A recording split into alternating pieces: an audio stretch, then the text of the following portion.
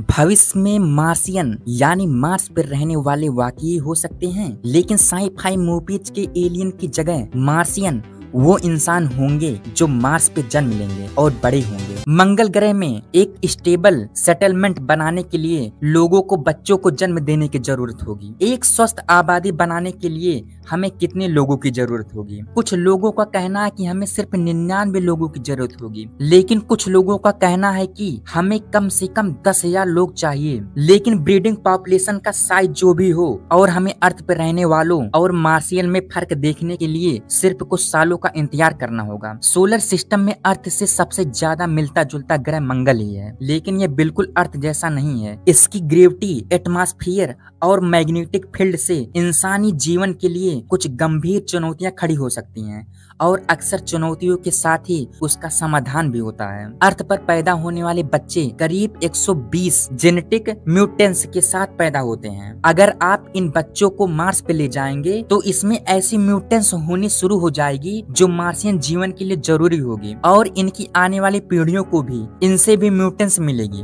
जब तक हम मार्स पे सेटल होंगे हमारे पास शायद अपने जीन्स को बदलने की काबिलियत होगी, जिससे मार्सियन एवोल्यूशन और तेजी से हो सकता है। तो अगर आप मार्सियन की तीसरी या चौथी पीढ़ी में जन्म लेंगे तो आप आज जो हैं उससे काफी अलग होंगे। लेकिन आपकी बॉडी के बदलाव के पीछे क्या वजह होगी? सबसे पहले तो ग्रेविटी। मार्स के पास अर्थ के मुकाबले सिर्फ 1/3 ग्रेविटी है, तो आपकी हड्डियों को उतना फोर्स नहीं महसूस होगा जितना अभी होता है। आपकी हड्डियां अपनी डेंसिटी खो देंगी और ज्यादा नाजुक हो जाएंगी।